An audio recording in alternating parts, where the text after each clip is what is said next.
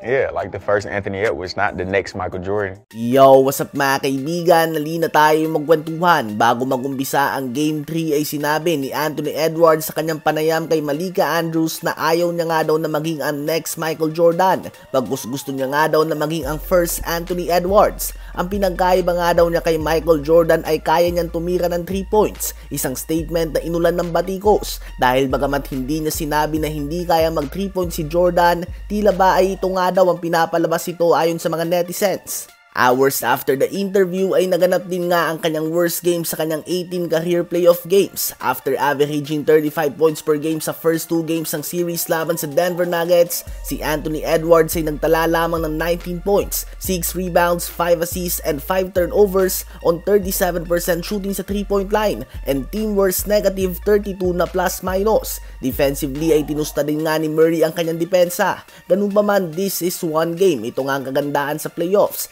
Dahil bukod sa nasusubukan ang galing ng mga players, ang mga coaches nga ay nakikita din ang kanilang kakayahan na gumawa ng mga adjustments. Naging sulit nga para sa Denver Nuggets ang 4 days rest in between Game 2 and Game 3 dahil naipahinga ni Jamal Murray ang kanyang calf injury and at the same time ay nabigyan sila ng mas mahabang panahon upang makagawa ng adjustment at ma-execute ito sa kanilang mga ensayo.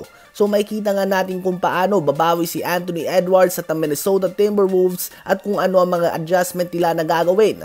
Lalo na sa opensa kung saan nag-struggle sila ng husto sa Game 3. Ngayon ay tumungo naman tayo sa Phoenix Suns matapos na magtala ng 49 wins and 37 losses sa isang season na inulan ng injury si Bradley Beal, Devin Booker at Kevin Durant. Ang former champion head coach Frank Vogel ay pinatalsik ng Phoenix Suns at ngayon ay kinuha nila ang 2-time Coach of the Year winner and former champion head coach Mike Budenholzer upang palitan ang kanyang pwesto. Binigyan nga ito ng Phoenix Suns ng 5 years $50 million+ na kontrata habang sumasahod pa din si Frank Vogel ng $6 million per year hanggang sa taon na 2028.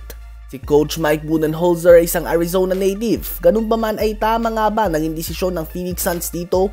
Una nga ay sa coach nila sinisi ang kanilang mga problema at hindi sa pagkakabuo ng kanilang roster na walang matinong point guard, solid 3-and-D players and backup big at lacking chemistry ng kanilang tatlong ball dominant na stars. Bukod sa kanilang opensa, ang kanilang depensa naging malaking problema ng team na ito. Nagmumukhang all-star nga si Jaden McDaniels offensively laban sa depensa ng Phoenix Suns at ang kinuha nilang coach ay ang coach na inalis ng Milwaukee Bucks noon dahil nagmumukhang Stephen Curry si Grant Williams na makalaban nila ang Boston Celtics sa playoffs. Kilala si Coach Budenholzer bilang isang solid offensive coach, ngunit mahinang defensive coach, habang si Frank Vogel naman ay magaling na defensive coach at decent offensive coach. Mukhang kumuha lang nga ang Suns ng panibagong sisisihin hanggat hindi nila inaayos ang kanilang roster, mahihirapan nga ang team na ito na maging matagumpay sa West na napakabata pa ng mga team na umaangat ngayon. Ano ba ang masasabi nyo tungkol dito?